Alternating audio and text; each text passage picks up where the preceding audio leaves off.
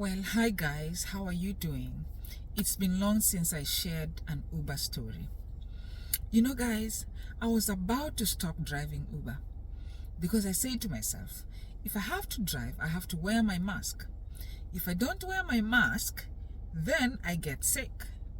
I have had pneumonia three times because of not wearing a mask in the car.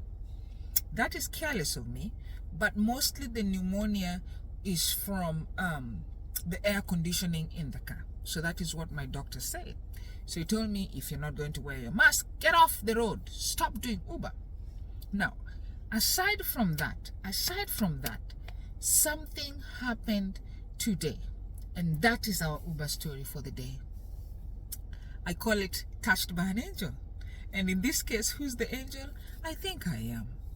And so today, our kids' school called me. I was on the road. I just came from my other hustle, which is with old people, okay? And then taking them to the hospital.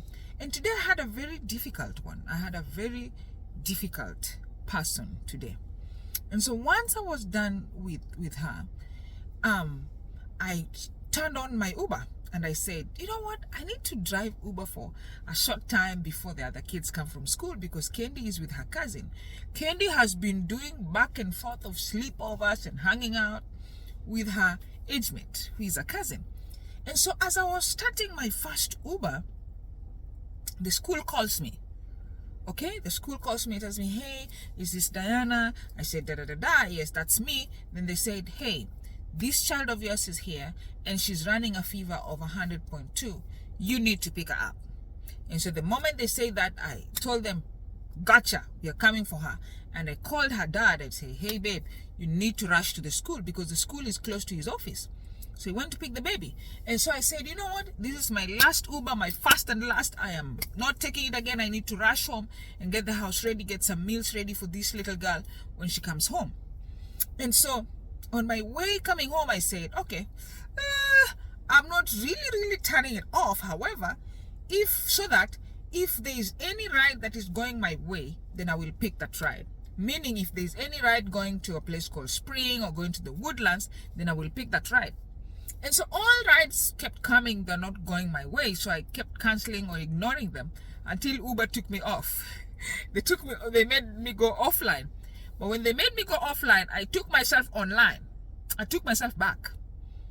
So when I took myself back, this ride came and it showed Woodlands. And I started thinking, I'm like, do I really want to take it or I just rush home and get the home ready? I said, you know what? Let me just take this ride. So I took the ride.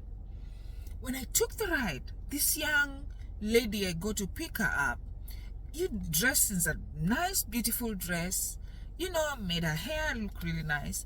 And she came in, and when she came in, of course, I asked her, how are you doing? You know, and she said she's good, and then she settled into the cab. So we're driving on, and of course, as Uber tells us, do not bother the riders unless they start talking. So I'm quiet, and I'm driving her to her destination. And then she asked me, how is your day? Then I told her, oh, my day is good, my day is good. And then I said, except that my baby is sick, but luckily you're on my way home, so I drop you and then I go home and get ready to get her because her dad went to pick her up and take her to the hospital. And then she told me, oh, I'm so sorry about that. I'm so sorry about that. And then she asked me, do you do this? That very question that they like asking me, you know. So have you had a long day? Is this the only thing you do? And then that's it. I tell her, not really. No. She did not ask me that. She did not ask me that question. That was asked by another person there. She asked me, when are you from? Are you originally from America? I said, no. I'm Kenyan. I'm from Kenya. Then she asked, when did you first come? I said, oh, I've been back and forth, but I first came in 2009 when I went to North Carolina for a Fulbright scholarship. And because she's a teacher, she told me she's a teacher, so she knew what I was talking about. She said, oh, you're a Fulbright scholar. I said, yeah. And then I told her, yeah. So from that time, I went back to Kenya. Then I came back and did my master's in Nebraska. Then she asked me, you have a master's? I said, yeah, I do have a master's. Then I went on and said, so once I was done with that, I came to Houston, and I graduated from Sam Houston with my doctorate in 2020, in last year, 2022. Then she told me, "You're a doctor?" I said, "Yeah, I'm a doctor of education." Gosh, this lady was just like, then I asked, I know what you're asking me with your eyes. I know what you're asking me with your eyes. So she asked me, "Oh, I wanted to ask, so you teach? Do you teach somewhere?" I said, "No, I don't teach. I don't teach." I said, "Life gave me some lemons, and so this is what I do." So I shared with her what I do. When I was sharing with this lady what I do, this lady was crying. She was crying. She said, "I can't control my tears." And she also had her glasses on. She took her glasses out and she was cleaning off her eyes. I told her, "Don't cry." I told her, "Don't cry. There's a reason why you're in this car." And she told me, you know, my dad just got off treatment for prostate cancer. And I said, there's a reason why I had to pick this ride. There's a reason why I had to pick this ride, and it had to be you. And I told her, "Thank God that your father is okay." And then she told me, "He's okay, but we don't have a good relationship. We just don't talk." And then I told her, "Oh, that is another reason why I had to pick your ride." And I shared with her about my life. And I told her, "You and me, you came to this car for me to know that God was giving me a second chance to reconcile with my father. And that means you reconciling with your father. Because for me, in 2016, I did not have that chance to reconcile with my father, and he passed away. And I even wrote a book about that, which is talking about the dangers, the toxicity of grudges and delayed forgiveness.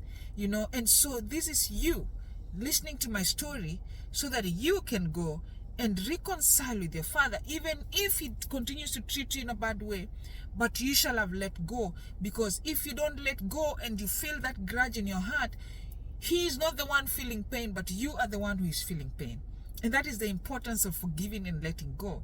And so this lady was crying, and she's like, "I'm just so happy. I am blessed that I'm in this car." And I even showed her pictures of what I do, the ministry I have of cancer. She just asked me, "Can I volunteer? Can I volunteer?" And I gave her my card, and I told her, "I'm going to send you an email for our director of volunteer services, and you can reach out to her, and you will know where you can do whatever you can do, And then guys, I'm just so happy about this Uber story for today. I am not going to stop driving Uber. This is ministry. This is ministry. My seat here is ministry. I ride my Uber for someone who is in my back to be blessed. Okay? So if you're hearing this story and there's someone you haven't forgiven, go get my book and read it. It's on Amazon.